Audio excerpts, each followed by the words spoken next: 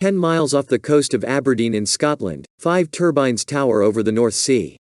Each is as tall as the giant towers of Canary Wharf in London's Docklands. Kincardine is the world's largest floating wind farm. It helps solve an engineering riddle. And its designers believe it shows how offshore wind can become a truly global energy source.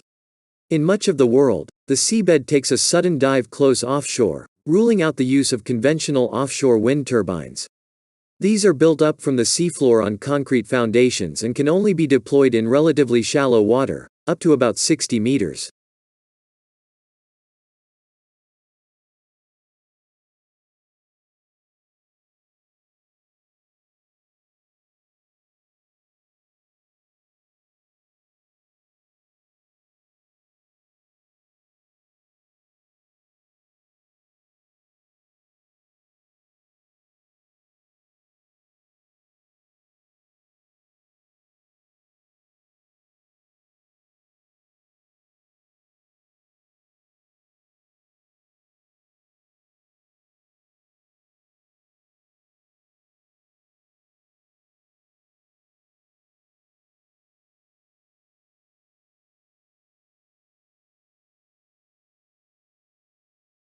The UK's advertising regulator has banned 2 advertisements for being misleading about the company's work to tackle climate change.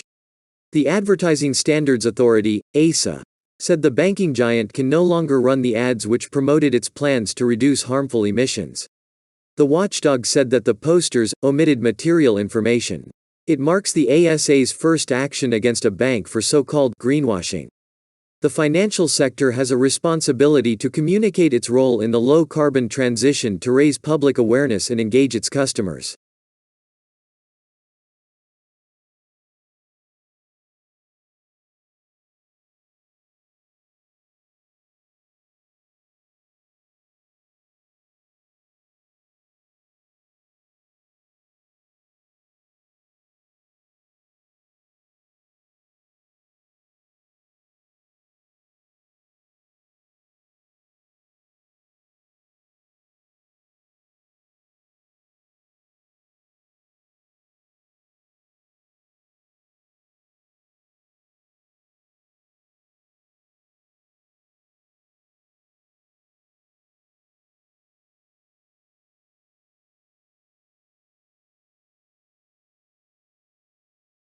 Iraqi Environment Minister Jassem al-Falahi has acknowledged that pollution from oil production is the main reason for increases in local cancer rates.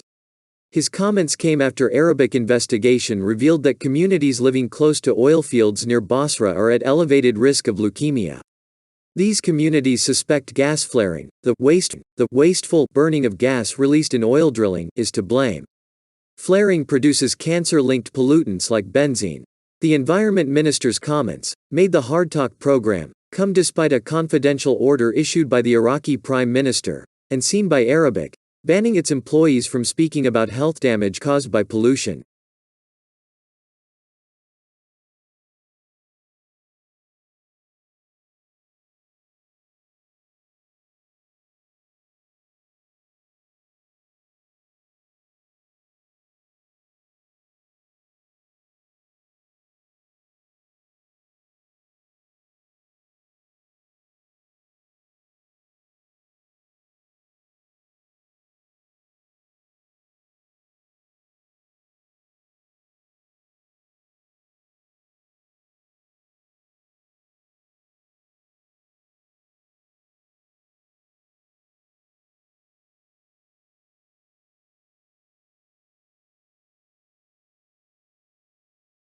Endurance swimmer Lewis Pugh is attempting what is thought to be the world's first swim across the Red Sea. He wants to highlight the vulnerability of coral reefs and oceans ahead of a major climate meeting in Egypt in November. The world leaders to put your heads in the water to see what we risk losing if we don't take urgent action. He hopes to swim the 160 kilometers, 100 miles, distance over 2 weeks. Nations will be gathering in Sharm el-Sheikh for COP27 in November to discuss how the world is tackling rising temperatures.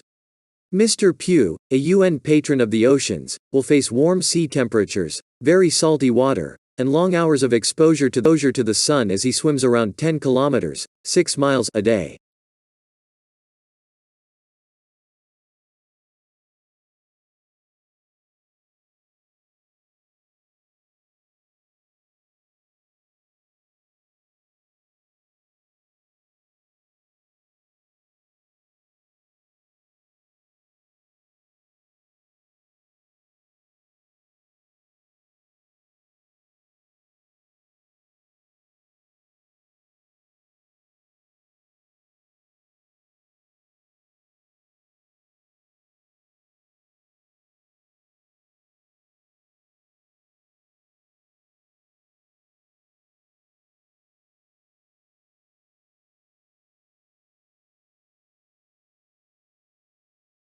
2 months after the summer heatwave, new data underlines the huge impact climate change is having on the UK.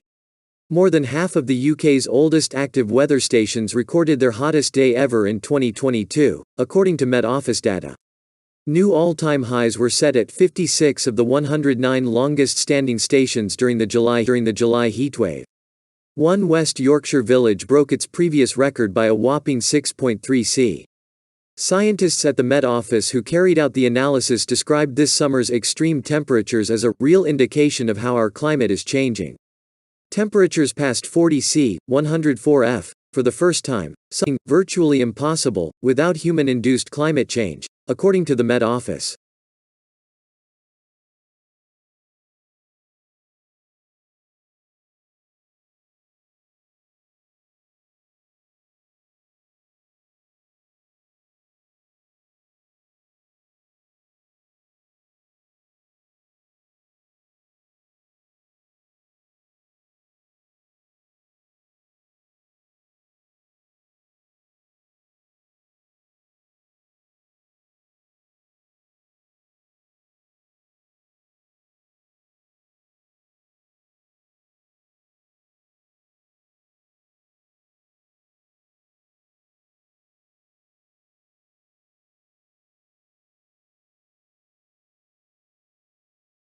Information campaigns like those used in the COVID-19 pandemic would help individuals act on climate change, a House of Lords report has said.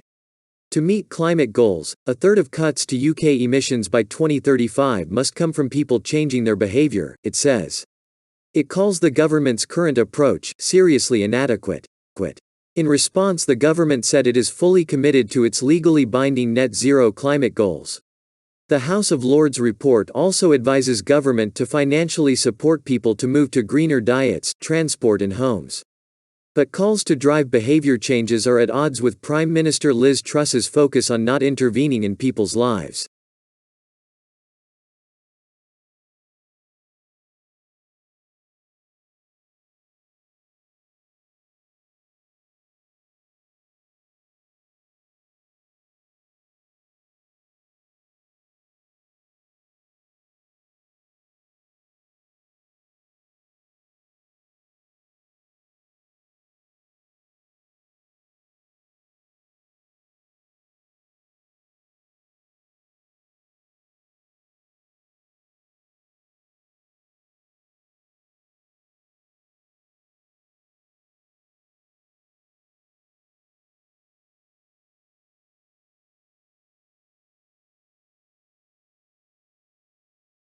CO2 emissions from energy increased by 6% in 2021 to 36.3 billion tons, the highest ever level, the International Energy Agency estimates. They need to virtually halve by 2030. We need a minimum 43% reduction by the end of this decade, according to the IPCC. Then the world needs to scale back emissions to net zero by 2050. That means cutting greenhouse gases as much as possible and finding ways to draw CO2 out of the atmosphere to make up for any that remain. It is a huge challenge. Many people believe the greatest challenge humanity has ever faced. Remember that big UN conference in Glasgow last year? If all the promises governments made there were actually implemented, then we'd be looking at temperatures rising by something like 2.4 C from pre-industrial levels by the end of the century.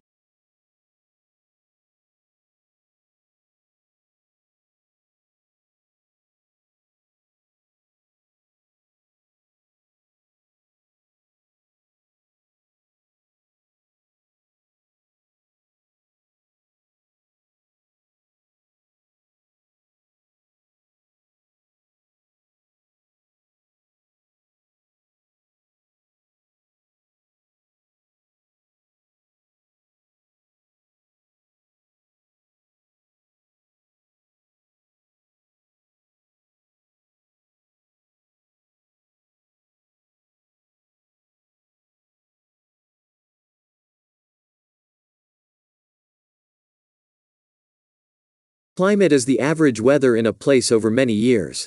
Climate change is a shift in those average conditions. The rapid climate change we are now seeing is caused by humans using oil, gas and coal for their homes, factories and transport. When these fossil fuels burn, they release greenhouse gases, mostly carbon dioxide, CO2. These gases trap the sun's heat and cause the planet's temperature to rise. The world is now about 1.2 C warmer than it was in the 19th century, and the amount of Colorado 2 in the atmosphere has risen by 50%. Climate is the average weather in a place over many years. Climate change is a shift in those conditions. Temperature rises must slow down if we want to avoid the worst consequences of climate change, scientists say.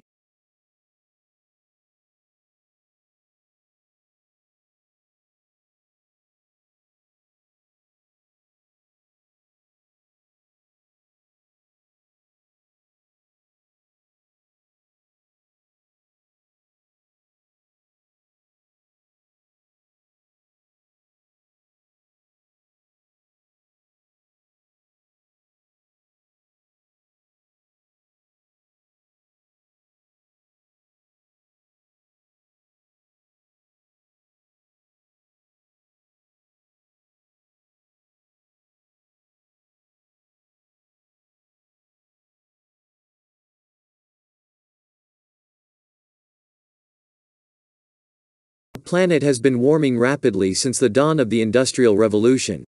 The average temperature at the Earth's surface has risen about 1.1 C since 1850. Furthermore, each of the last 4 decades has been warmer than any that preceded it, since the middle of the 19th century. These conclusions come from analyses of millions of measurements gathered in different parts of the world. The temperature readings are collected by weather stations on land, on ships and by satellites.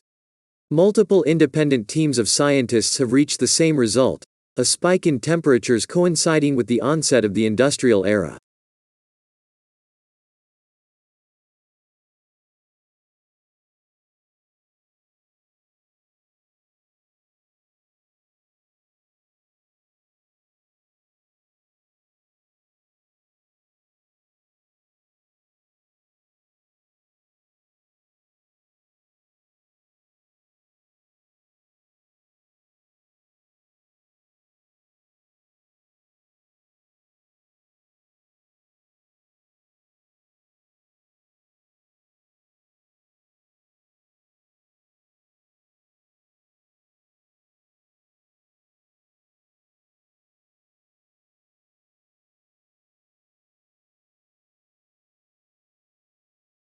Temperatures in the UK exceeded 40 C for the first time on record earlier this summer, and extreme weather events are likely to become even more frequent. The Met Office climate projections cover different levels of global warming. When, or if, these levels are reached will depend on the concentration of greenhouse gases in our atmosphere. The data is measured in 12 km square, 7.5 miles square grids across the UK. The results for your postcode represent an average for the grids closest to you and the midpoint of a range of future possibilities, which come from the Met Office's most recent major climate modeling data.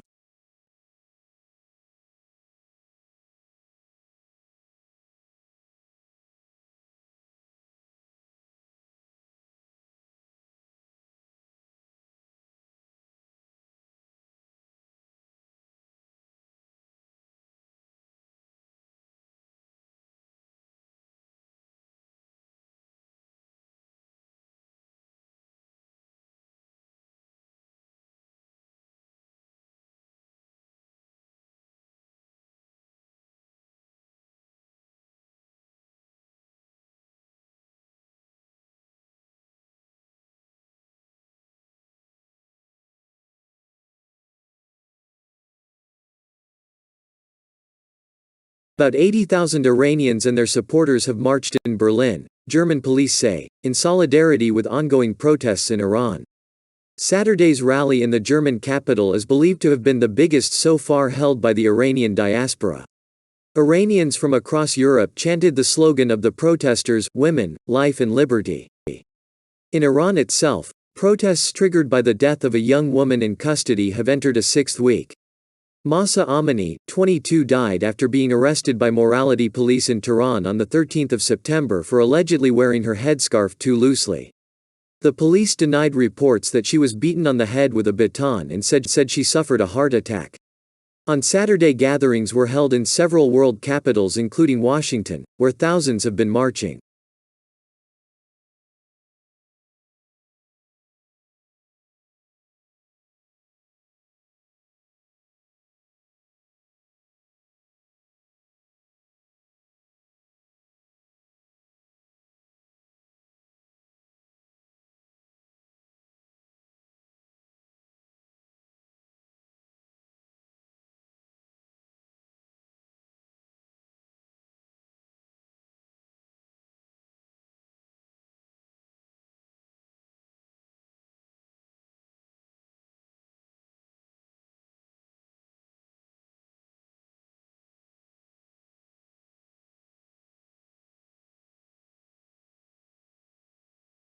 Red Bull co-owner Dietrich Mateschitz, a major global business figure as a result of his energy drinks empire, has died aged 78.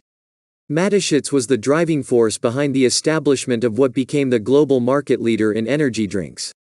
He used the fortune created by that to set up a Formula One team that has become one of the leading forces in the sport. "It's very, very sad. What a great man," said Red Bull's team principal Christian Horner. "What he achieved and what he has done for so many people, around the world in different sports, is second to none." Speaking to Sky Sports before qualifying at the U.S. Grand Prix on Saturday, moments after Schitz's death was announced, Horner said his team was determined to "do our best for him" in qualifying and in Sunday's race.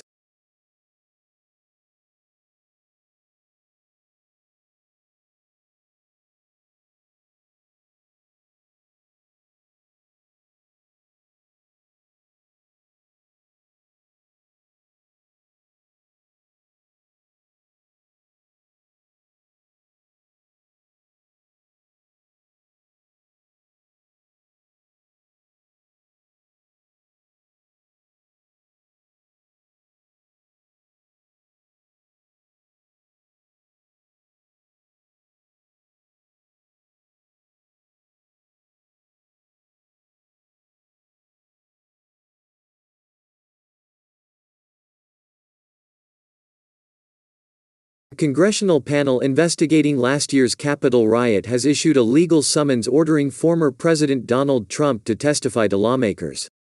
Addressing him, the document reads, "You were at the center of the first and only effort by any U.S. president to overturn an election." It goes on, "You knew this activity was illegal and unconstitutional." A lawyer for Mr. Trump accused the lawmakers on the committee of flouting norms. The former president has lambasted the inquiry as a ruse designed to distract voters from the disaster of democratic governance with U.S. midterm elections looming next month. Mr. Trump could face criminal charges if he does not comply with the subpoena. He has until the 4th of November to provide documents to the 6th of January committee, and must appear for deposition testimony on or about the 14th of November. If Mr. Trump refuses to testify to Congress or hand over the requested material, the committee could refer the matter to the Department of Justice, potentially triggering criminal proceedings.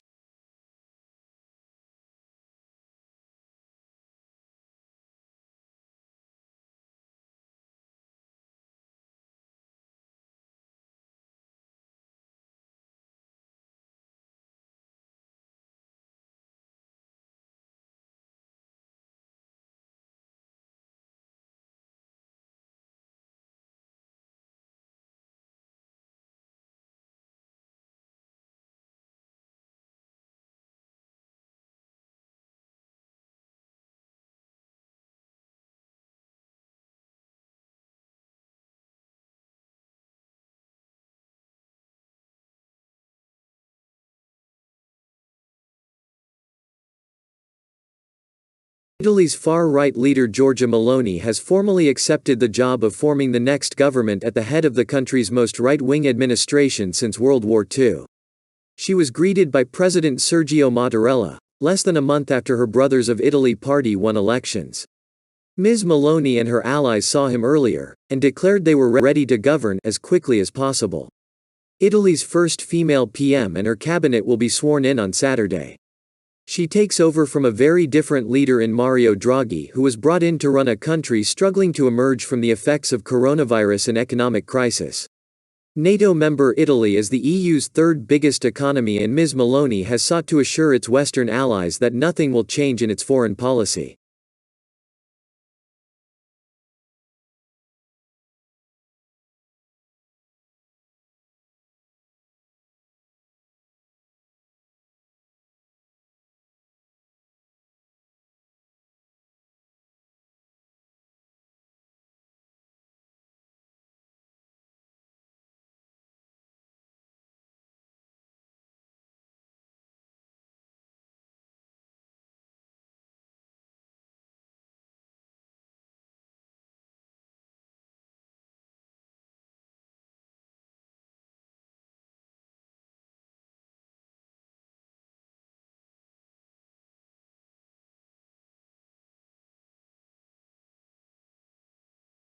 Former Trump strategist Steve Bannon has railed against the Biden regime, after being sentenced to 4 months in jail for contempt of Congress.